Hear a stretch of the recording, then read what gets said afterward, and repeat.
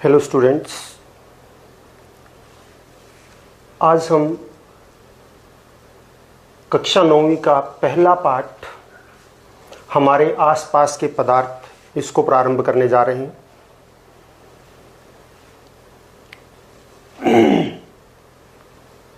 शुरू करने से पहले मैं आपको बता दूं कि आप अपनी पेन और कॉपी निकाल के बैठ जाइए।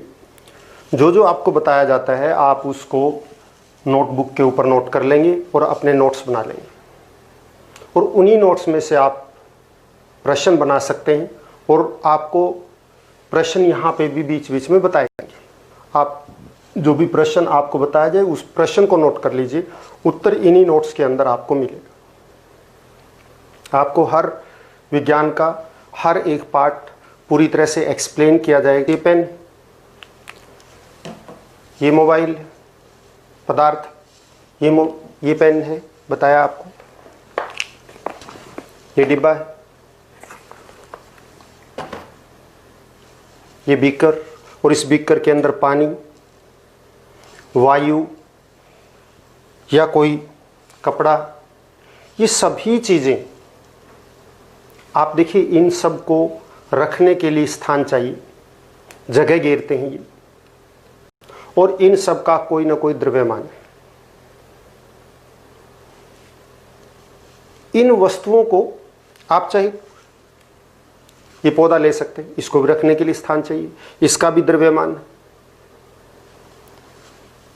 हर एक वस्तु जो हम अपने चारों ओर देखते हैं सभी को रखने के लिए स्थान चाहिए और सभी का अपना द्रव्यमान है। ये सभी वस्तुएं जो हैं, एक बात हमने नोट की कि इन सब के अंदर क्या है, इन सब का द्रव्यमान होता है,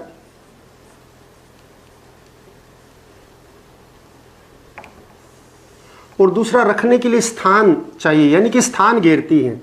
इसको हम कह सकते हैं कि इनके अंदर क्या है, आयतन होता है। स्थान घेरना मतलब आयतन, प्रत्येक का आयतन भी है और प्रत्येक वस्तु क्या है, स्थान घेरती है। ये दो मुख्य बातें हैं प्रत्येक वस्तु की जो हम अपने चारों ओर देखते हैं।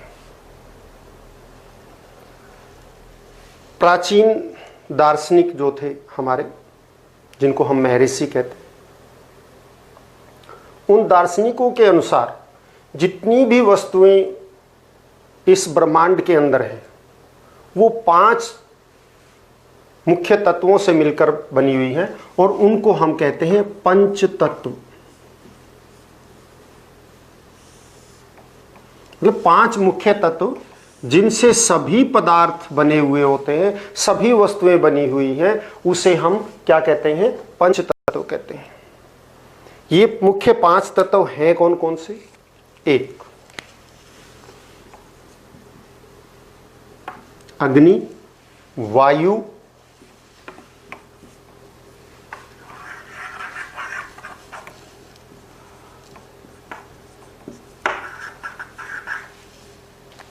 पांच तत्व कौन कौन से हैं? अग्नि, वायु, आकाश, पृथ्वी और जल।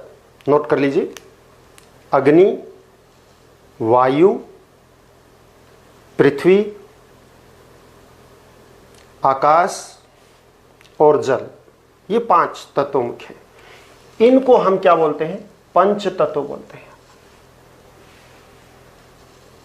महर्षि, पुराने महर्षियों या पुराने दार्शनिकों के अनुसार, भारतीय दार्शनिक, मैं पहले भारतीय दार्शनिकों की बात कर रहा हूं, कि प्राचीन भारतीय दार्शनिक ये मानते थे कि इस ब्रह्मांड में जितनी भी वस्तुएं हैं वो सभी 5 मुख्य तत्वों से मिलकर बनी हुई हैं, और वो 5 तत्व हैं अग्नि, वायु, पृथ्वी, आकाश और जल। यूनानी दार्शनिक वो मानते थे कि सभी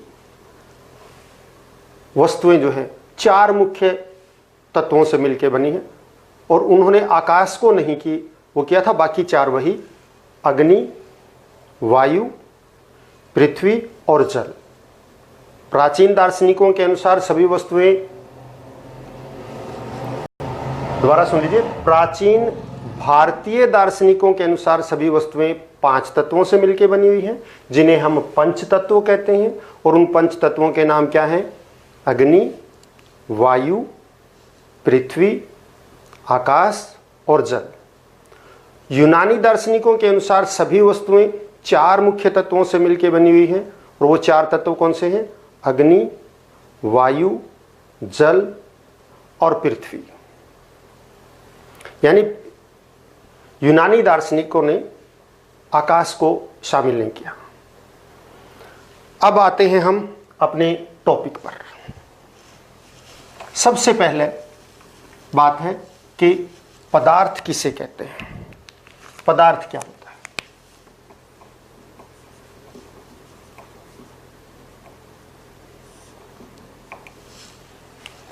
किसको कहते हैं? ये पेन पदार्थ है। जो भी वस्तुएं आप अपने चारों ओर देखते हैं पदार्थ है, ये पदार्थ है।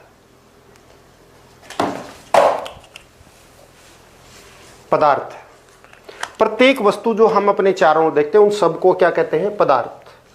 तो पदार्थ की क्या परिभाषा हुई?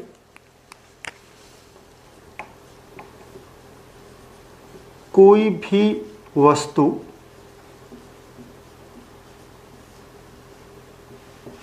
जो स्थान घेरती है,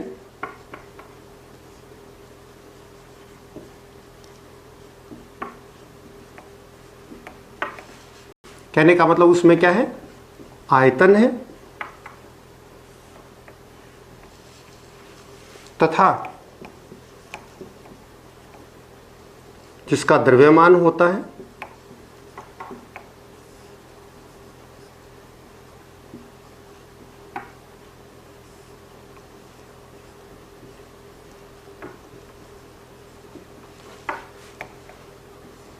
पदार्थ कहलाती है।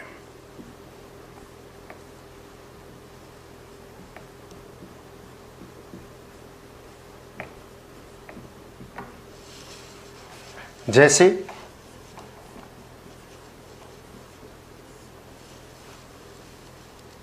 पुस्तक,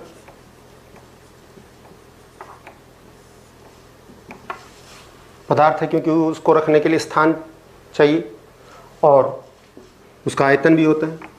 वायु, वायु भी पदार्थ है। जब हम उसको किसी गुब्बारे में डालते हैं, गुब्बारा फूल जाता है, टायरों के अंदर वायु ही होती, स्थान घेरती है। और जैसे हम गुब्बारे में वायु डालें तो खाली गुब्बारा का द्रव्यमान कम होता है और वायु से भरे हुए गुब्बारे का द्रव्यमान अधिक होता है। तो वायु का द्रव्यमान भी है और स्थान भी घेरती है।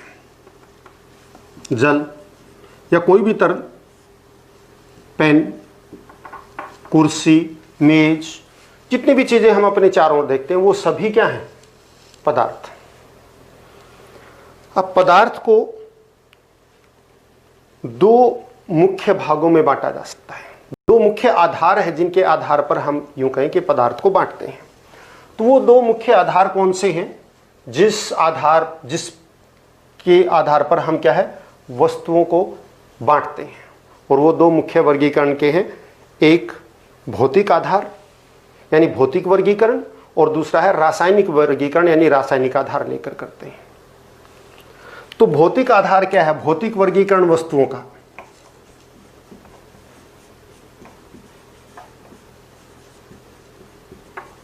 भौतिक आधार पर वर्गीकरण। वस्तुओं के, ये सभी पदार्थों के वर्गीकरण के 2 आधार हैं। एक भौतिक आधार, भौतिक आधार पर मतलब वस्तु का जो है भौतिक अवस्था कैसी है, ये भौतिक आधार का वर्गीकरण है कि वस्तु ठोस है, द्रव है अथवा गैस।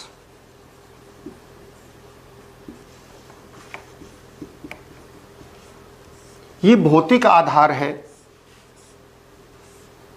वर्गीकरण का। तो भौतिक आधार पर हम वस्तुओं को या तो ठोस, द्रव और गैसों में विभाजित करते हैं। हम अपने चारों ओर देखते हैं कि सभी वस्तुएं या तो ठोस अवस्था में, या द्रव अवस्था में, या गैसीय अवस्था में है। ठोस अवस्था में जैसे हम क्या उदाहरण ले सकते हैं, पुस्तक एक ठोस अवस्था है, ये पेन ठोस अवस्था है। आपके घर में बहुत सारी चीज़ें आप देखते हैं, कपड़े हैं सभी ठोस अवस्था में है, आटा होता है सूखा ठोस अवस्था में है। दूसरी द्रव अवस्था यानी तरल, पानी है, तेल है, पिघला हुआ घी है, पिघला हुआ मोम है, ये द्रव अवस्था हो जाती है। और गैसीय अवस्था जैसे वायु है, गैसीय अवस्था है। जल को गर्म कर दीजिए भाप में बदल जाता है, गैसीय अवस्था आ गई, यानी किसी वस्तु के वाष्प बनना गैसीय अवस्था है। तो अभी तक हमने क्या किया, पदार्थ की परिभाषा, और पदार्थ की मुख्य दो बातें क्या है कि उसका द्रव्यमान होना चाहिए और वो उसका आयतन होना चाहिए। तो हम पदार्थ के मुख्य दो गुण कौन से हैं? मुख्य दो गुण यही हैं पदार्थ के। नंबर एक, पदार्थ के मुख्य गुण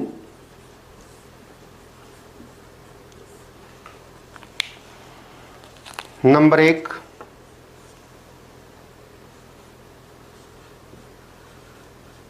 पदार्थ स्थान घेरता है,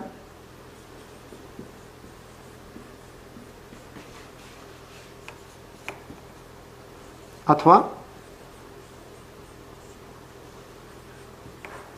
पदार्थ का आयतन होता है।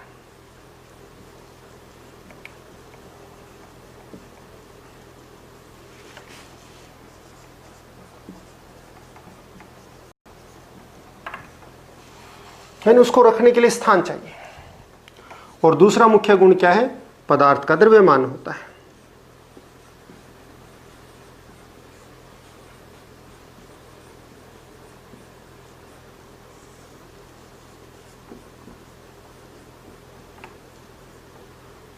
ये पदार्थ के दो मुख्य गुण हैं। और भी गुण है कि पदार्थ को पृथ्वी अपने धरातल की ओर खींचती है, अपने केंद्र की ओर, कहिए हम केंद्र की ओर खींचती, यानी उसके ऊपर गुरुत्वाकर्षण बल लगता है, हम वो भी कह सकते हैं। पदार्थ में जड़त्व का गुण होता है। लेकिन आप दो याद रखिए कि पदार्थ स्थान घेरता है अथवा उसका आयतन होता है, और दूसरा पदार्थ का द्रव्यमान होता है। अगला टॉपिक इसके बाद कि पदार्थ बना किससे होता है। पदार्थ सूक्ष्म कणों से मिलकर बना होता है। कोई भी पदार्थ हो वो सूक्ष्म कणों से मिलकर बना होता है। तो आप पदार्थ के गुणों में ये भी लिख सकते हैं कि पदार्थ सूक्ष्म कणों से मिलकर बना होता है।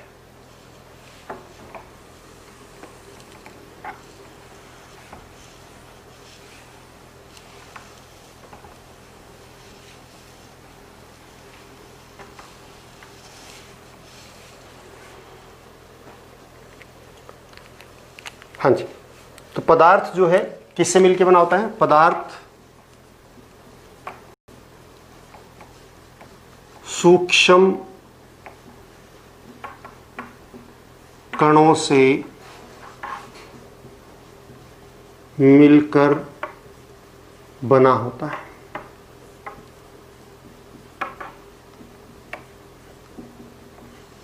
ये पदार्थ की प्रकृति है। हम इसको ये टॉपिक भी दे सकते हैं, पदार्थ की प्रकृति।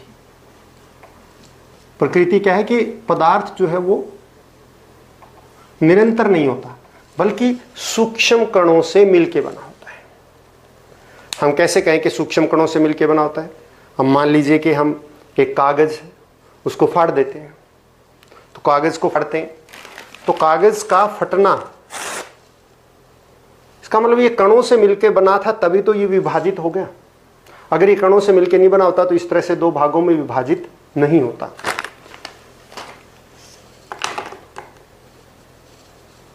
ये पानी है, हम इसको डालते हैं, हमें लगता है लगातार है, लगातार नहीं है। हम इसको हाथ से यूं काट सकते हैं। कटने का मतलब क्या है, इसके बीच में से पानी कट रहा है। कटने का मतलब है कि इसमें क्या है, ये कणों से, अलग अलग कणों से मिलके बना है, जिसके कारण जब हम इसमें उंगली डालते हैं तो कण आधे इधर आधे उधर हो जाते हैं। हर एक चीज़ को इसी तरह से तोड़ा जा सकता है, लकड़ी हो उसको हम तोड़ देते हैं।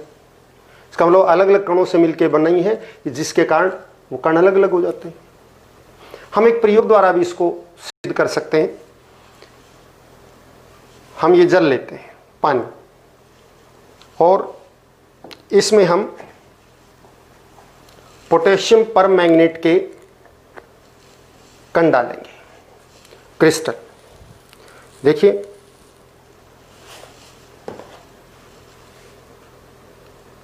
आप देख सकते हैं ये पोटेशियम परमैंगनेट है,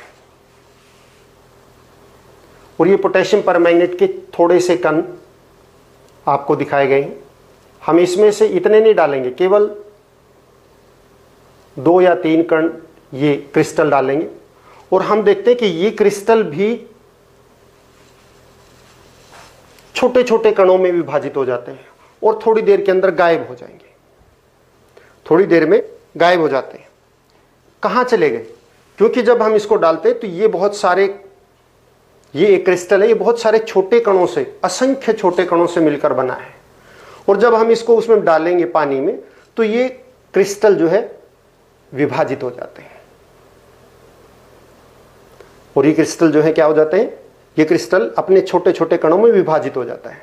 विभाजित होने का मतलब क्या कि अति सूक्ष्म कणों से मिलके बना है, नहीं तो ये बटता ही नहीं, अलग ही नहीं होता। अगर एक होता तो, एक नहीं है, ये असंख्य कणों से मिलके बना है। जैसे हम हर रोज दूध में, चाय में या पानी में चीनी डालते हैं, वो चीनी घुल जाती है। पहले जब हम डालते हैं तब तो वो नहीं घुलती, अलग दिखाई देती है, लेकिन थोड़ी देर में घुल जाती है। कहाँ चली गई? क्योंकि चीनी का वो क्रिस्टल जो है वो अति सूक्ष्म कणों से मिलकर बने हैं, और वो कण इतने छोटे हैं कि हमें आंख से भी दिखाई नहीं देते हैं, और वो पानी में पूरे में फैल जाते हैं और चीनी गायब हो जाती है। तो इसका मतलब वो अति सूक्ष्म कणों से मिलकर बनी है। अब हम ये क्रिस्टल जो है इस पानी में डालते हैं। ये 3 क्रिस्टल हमने डाल दिए, और आप देखिए इसको बड़े ध्यान से देखिए कि इसके अंदर धीरे धीरे ये उठना शुरू हो गया है। आपको गति भी शायद इसके अंदर दिखाई देगी कि ये बुलबुले से, बुलबुले नहीं क्या कहूँगा मैं, कि धुआं सा ऊपर उठ रहा है, रंगीन धुआं। ये एक और आगे क्रियाकलाप में काम आएगा। आप इसको अभी से देख लीजिए कि इसके अंदर धीरे धीरे जो है क्रिस्टल ऊपर की तरफ उठ रहे हैं, धुआं उठ रहा है, यानी कि ये कण में विभाजित होकर ये कण चारों ओर फैल रहे हैं। आगे हम एक और क्रियाकलाप करेंगे जिसमें यह आएगा कि कणों के अंदर गति होती है। तो आप यहाँ से आप देख लीजिए इसमें कि ये कण गति कर रहे हैं, और गति करके कुछ देर में ये पूरे पानी में फैल जाएंगे। चलो ये क्रियाकलाप दोबारा उस समय फिर बता देंगे। तो ये कणों में विभाजित धीरे धीरे धीरे धीरे ये चल रहा है, ये विभाजित हो रहा है और चारों ओर फैल रहा है। शायद आपको इसमें रंगीन दिखाई दे रहा होगा, ध्यान से देखिएगा कि ये दिखाई दे रहा है, इसके अंदर रंगीन बादल उठ रहे हैं। इसकी तली में भी देखें तो देखिए आप, ये चारों ओर फैल रहा है। फैलने का मतलब क्या कि ये कण जो है ये कणों में विभाजित होता जा रहा है, धीरे धीरे फैलता रहा है। आपको दिखाई दे रहा होगा, ध्यान से देखें तो फैल रहा है। और ये क्या है? फैलने का अर्थ है कि ये कणों में विभाजित हो रहा है, और वो कण इतने छोटे हैं, हल्के हैं, चारों ओर फैल जाते हैं, और थोड़ी देर में ये गायब हो जाएगा। तो इससे हमें ये पता लगता है कि पदार्थ अति सूक्ष्म कणों से मिलकर बना है, और पदार्थों की इस गति को ब्राउनियन गति कहते हैं, जो चारों ओर इसके अंदर इस ब्राउनियन गति के कारण फैल जाएंगे। क्या होती है ब्राउनियन गति? जैसे हमने पानी में ये क्रिस्टल पोटेशियम परमैंगनेट, किस चीज का क्रिस्टल डाला है हमने? KMnO4, इसका नाम है पोटेशियम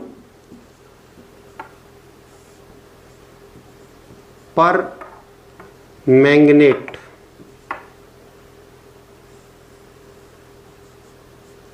ये डाला है, और ये कण जो है चारों ओर, मान लीजिए ये क्रिस्टल हमने डाला, ये क्रिस्टल चारों ओर छोटे छोटे कणों में विभाजित होकर चारों ओर फैल जाएगा।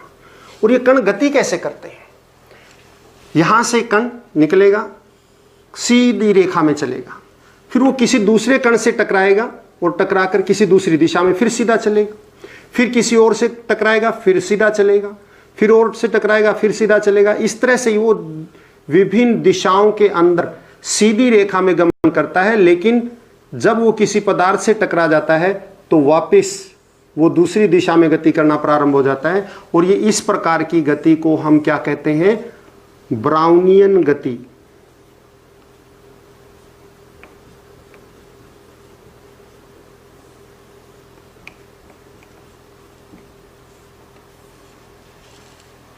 तो कणों की ये जिगजैग गति जो दो बिंदुओं के बीच में सीधी रेखा में चलती है, और जब वो टकरा जाता है तो फिर दिशा बदल जाती है, फिर सीधा चलता है, फिर टकराता है, फिर दिशा बदल जाती है। इस प्रकार कणों की ऐसी गति को हम ब्राउनियन गति कहते हैं। क्या कहते हैं?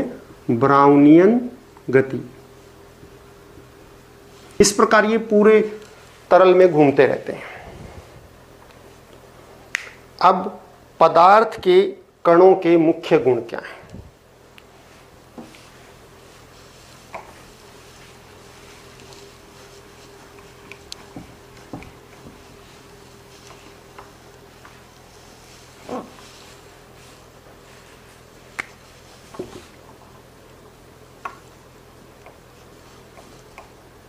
पदार्थ के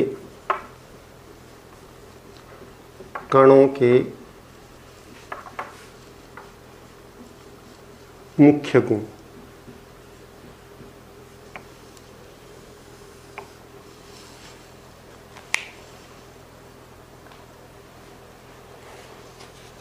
तो पदार्थ के कणों के मुख्य गुण क्या क्या हैं?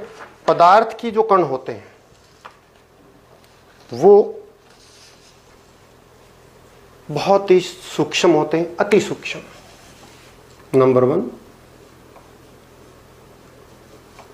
पदार्थ के कण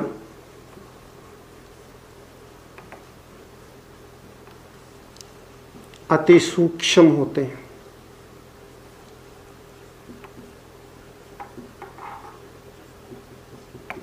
वो हमें आंखों से दिखाई नहीं देते। दूसरा,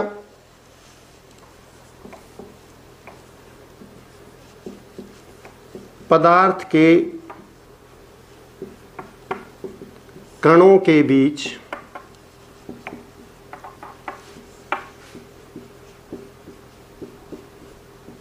खाली स्थान होता है।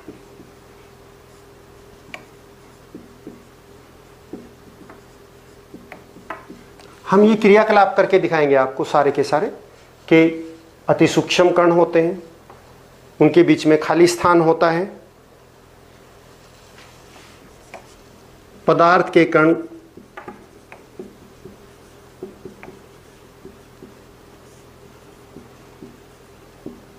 सदैव गतिशील होते हैं।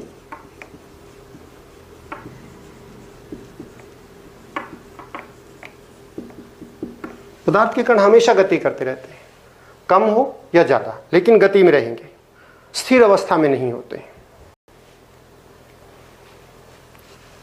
चौथा, पदार्थ के कणों के बीच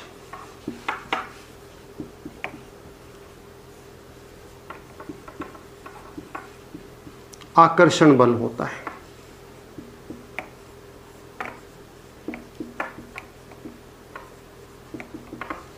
पदार्थ के कणों के बीच में आकर्षण बल होता है। ये पदार्थ के मुख्य गुण हैं। पदार्थ के कण अति सूक्ष्म होते हैं, इतने छोटे होते हैं कि हमें आंख से भी दिखाई नहीं देते। आप देखिए, जब हम चीनी को पानी में डालते हैं तो चीनी के कण हमें दिखाई देते हैं, उसके क्रिस्टल, उसको बोलते हैं क्रिस्टल, दिखाई देते हैं। घुलने के बाद कोई कण हमें दिखाई नहीं देता, क्योंकि वो इतने छोटे हैं कि हम उसको अपनी नंगी आंखों से नहीं देख सकते। अभी आपको पोटेशियम परमैंगनेट का क्रिस्टल कुछ दिखाए गए थे, और जब हम उसको पानी में घोल देंगे तो घुलने के पश्चात वो क्रिस्टल भी आपको दिखाई नहीं देंगे, केवल रंगीन जल दिखाई देगा। दूसरा, पदार्थ के कणों के बीच में क्या होता है? खाली स्थान होता है। ये भी हम क्रियाकलाप के माध्यम से आपको समझाएंगे। पदार्थ के कण सदैव गतिशील होते हैं, ये अभी अभी हमने देखा था कि पदार्थ के कण अपने आप ही क्या कर रहे थे, गति कर रहे थे और वो फैल रहे थे। अब आप फिर देख लीजिए कि वही कण जो है बहुत अधिक फैल चुके हैं इसके अंदर। अब इसका काफ़ी कुछ रंग भी बदल गया और नीचे तली में वो पूरी तरह से फैल गए हैं और धीरे धीरे ये पूरे में फैल जाएंगे। ये देखिए फैल रहे हैं ये, यानी कि कण जो है गति में है। आप देखिए इसके किनारे से देख सकते हैं कि अभी भी धीरे धीरे कण चलते हुए आपको नजर आएंगे। तो गतिशील होते हैं। पदार्थ के कणों के बीच में आकर्षण बल होता है। हाँ, पदार्थ के कणों के बीच में आकर्षण बल होता है और उसी बल के कारण वो कण आपस में जुड़े रहते हैं और पदार्थ को एक आकार देते हैं। जल आपको लगातार दिखाई देता है क्योंकि जल के कण आपस में उनके आकर्षण बल है जिसके कारण वो जुड़े हुए दिखाई देते हैं। ठोस में, ठोस का ये आकार ऐसा क्यों है, ये ठोस क्यों, क्योंकि इसके कणों के बीच में बहुत अधिक आकर्षण बल है। द्रव जितने भी होते हैं उनमें कम होता है और गैसों में बहुत ही कम होता है। ये भी आपको उदाहरण देकर समझाया जाएगा। आज के इस वीडियो में इतना ही और फिर इसके बाद आगे का नेक्स्ट वीडियो में